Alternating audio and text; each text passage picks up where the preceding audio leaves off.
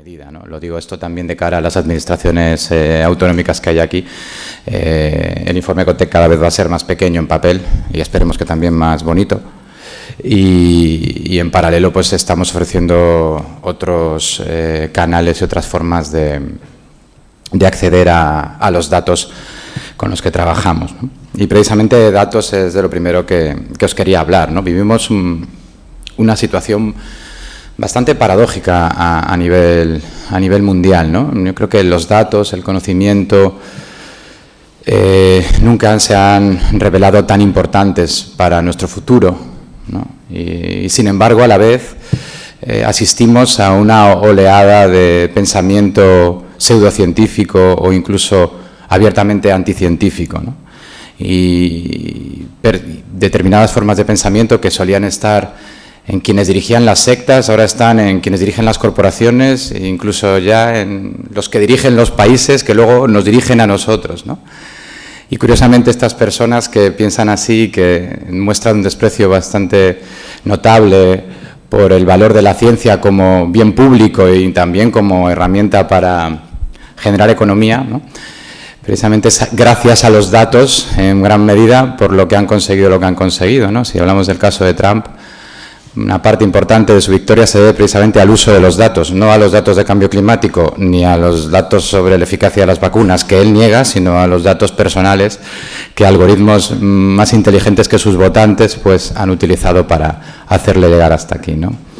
Por tanto, pues quizá debemos hacer todos una reflexión, ¿no?, sobre qué es lo que está pasando, porque nunca hemos tenido más datos y nunca parece que han sido menos útiles para cambiar la realidad, ¿no? Esa es la reflexión que desde luego COTEC ha hecho en los últimos 2 años, por eso el nuevo COTEC, y ya lo anticipo, no va a caracterizarse tanto por su capacidad para generar datos, que también, sino por su vocación para colocar los datos adecuados en el formato adecuado en las audiencias adecuadas y para que esos datos cambien las cosas o apoyen el cambio de las cosas que tienen que cambiar en nuestro país en materia de innovación, que como creo que compartimos todos, pues son muchas, ¿no?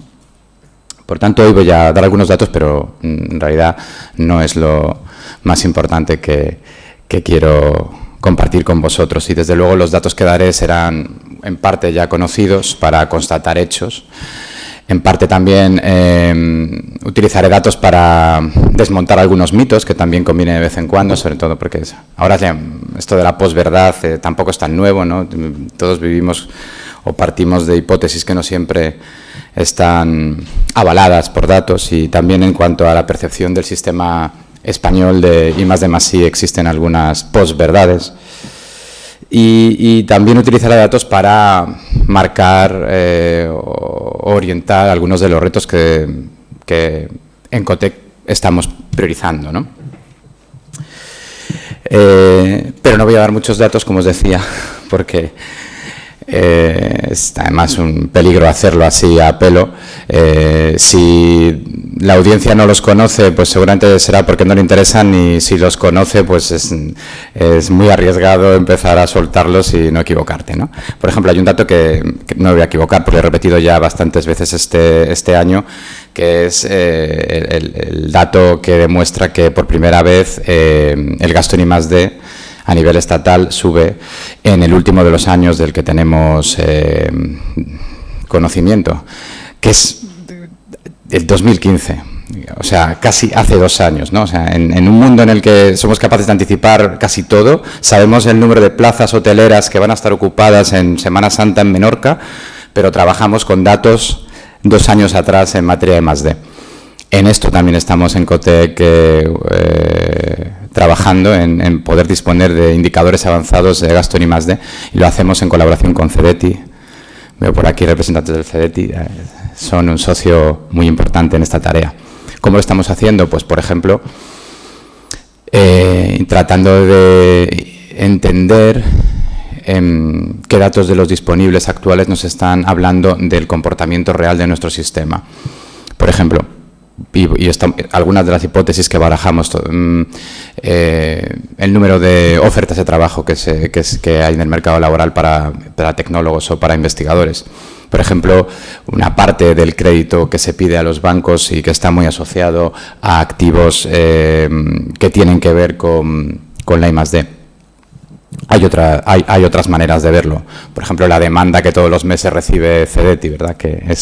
Ellos suelen saber, aunque no lo dicen, cómo va el gasto de I+D antes que los demás, justamente por eso. Bueno, todo eso estamos intentando integrarlo y tratando de desarrollar un indicador avanzado para que la próxima vez que venga por aquí no tenga que hablaros de lo que pasó en España hace 2 años, ¿no?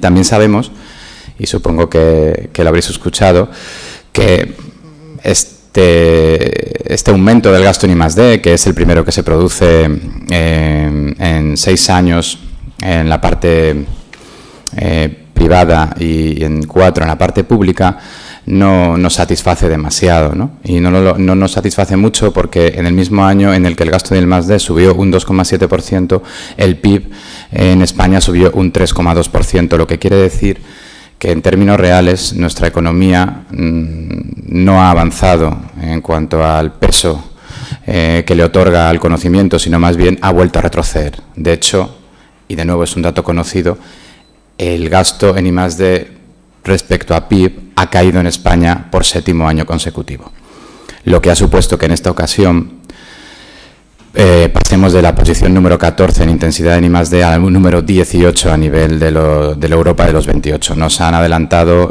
países como Hungría, Estonia o República Checa, y nos ha vuelto a pasar Italia. Digo vuelto a pasar porque nosotros le habíamos pasado justo antes de la crisis, ¿no? También voy a hacer un paréntesis, como aquí hay administraciones autonómicas, voy a hacer dos disclaims. El primero es que no todas las comunidades autónomas tienen el mismo comportamiento, lo cual no es bueno ni malo. De hecho, en cierta medida lo que nos hace es más heterogéneos y más, de alguna manera se ensanchan algunos gaps que ya existían. Y también he de decir, también mirando a los colegas que están ahora en el sector público, pues que el sector público se ha comportado mejor que el sector privado, ¿no? De hecho, el sector público este año ha crecido por encima de lo que ha crecido el PIB. Pero a mí esto me da igual, porque en realidad la responsabilidad del sector público no es solamente el gasto público, es también el gasto privado, en el sentido de que tiene que ser capaz de desarrollar políticas que incentiven ese gasto. O sea, yo miro al sector público, también no me importaba que me miraran cuando estaba en él, cuando veo que las empresas gastan poco en I+D, igual que lo miro cuando veo que hay 5 millones de parados. Pues claro, la culpa es de las empresas. Bueno, sí, pero algo tendrá que hacer las políticas para corregir las situaciones, ¿no? Más datos. Bueno, por seguir la comparativa a nivel europeo. ¿La crisis ha afectado a la I+D en el resto del mundo? Sí, bueno, pero no tanto. De hecho, ahora mismo Europa está gastando ya en su conjunto un 25% más de lo que gastaba en I+D en 2008. Nosotros todavía gastamos un 10% menos que en 2008, con lo cual, de nuevo, estamos hablando de un tren que nos había costado mucho empezar a coger y que, de nuevo, estamos perdiendo, ¿no? Más datos que demuestran hechos indiscutibles y que, bueno, conviene recordar, pues realidades de nuestro sistema de I+D, ¿no? El bajo peso del gasto privado en I+D es un hecho conocido, no llega al 50%, la media europea está casi en el 60% de gasto privado, los líderes mundiales como Corea, Japón superan a veces el 70%. Y de hecho está bastante claro que los líderes en I+D suelen corresponder a economías donde la apuesta privada de I+D es relevante, es decir, correlaciona el gasto privado en I+D con el peso final de la I+D en la economía. Por tanto, sí es cierto que hay una responsabilidad del sector productivo. Más hechos conocidos, insisto, algunos repetidos ya muchas veces. La crisis destruyó la mitad del tejido de empresas innovadoras español. teníamos cerca de 36.000, no llegamos a las 20.000 ahora. Esto es un gran drama que sobre todo ha afectado a las pymes. Y conviene recordarlo, porque a veces da la sensación de que en esta fiesta de la recuperación todo va a ser igual y desgraciadamente ni todo va a poder ser igual, ni siquiera aquello que esperábamos que volviera a ser igual lo está siendo, ¿no? O sea, estamos en una situación en realidad peor de la que veníamos y han pasado ya 10 años. O sea que en nuestro país podemos hablar tranquilamente de una década perdida en materia de convergencia tecnológica y de gasto en I+D. Y un quinto hecho que también es importante recordar cuando se habla de I+D, sobre todo cuando se habla de innovación, ¿no? Porque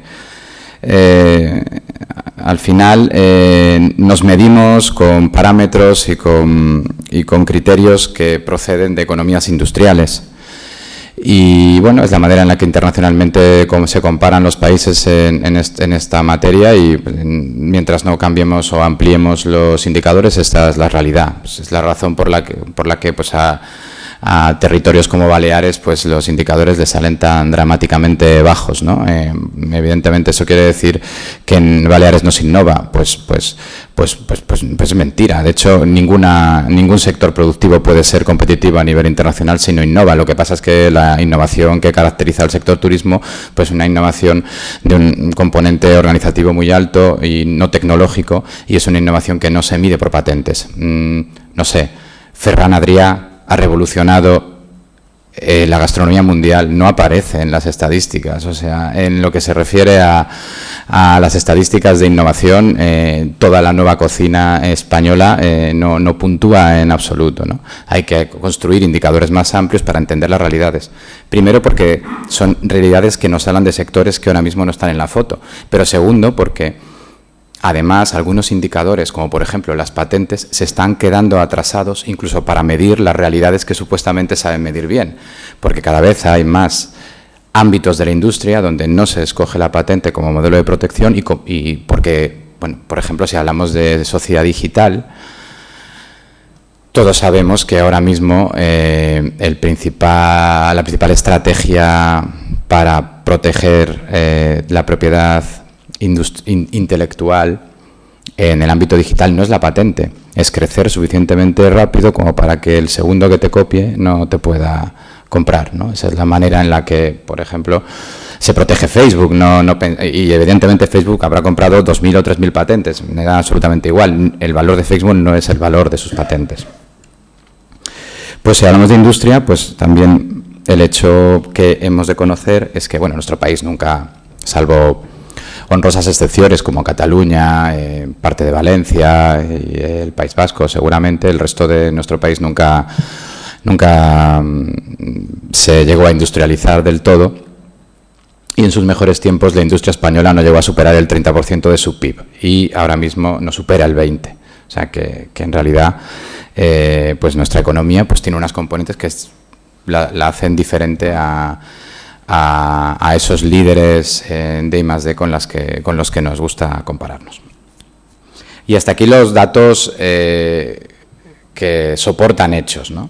Ahora me gustaría repasar algunos datos que lo que hacen es desmontar mitos, ¿no? Y el primer mito que me gustaría desmontar, y yo creo que es la madre de todos los mitos, es que España no es un país de ciencia, es que seguimos igual, es que somos incapaces. Bueno, yo esto me rebelo contra este mito y os invito a que en vuestras casas o con vuestros amigos, evidentemente vosotros creo que estáis igual de convencidos que yo, pero seguramente en vuestro entorno hay que trabajar, ¿no? contra este mito. España ha hecho un recorrido espectacular en materia de ciencia en los últimos 40 años. De hecho, yo creo que la ciencia española es uno de los grandes éxitos de nuestra democracia. Y lo voy a demostrar con datos, que es como hay que demostrar las cosas. A mediados de los 60, España ocupaba la posición número 32 a nivel mundial en producción científica. Hoy a pesar de todo lo que ha sufrido nuestra ciencia, es la 10ª potencia científica mundial. Esto no solamente quiere decir que hemos mejorado, evidentemente todos hemos mejorado. Esto quiere decir que hemos pasado a 22 países. Países como Rusia, que los que tenemos algunos años sabemos lo que significaba para el desarrollo tecnológico mundial. Bueno, tenemos más publicaciones que Rusia.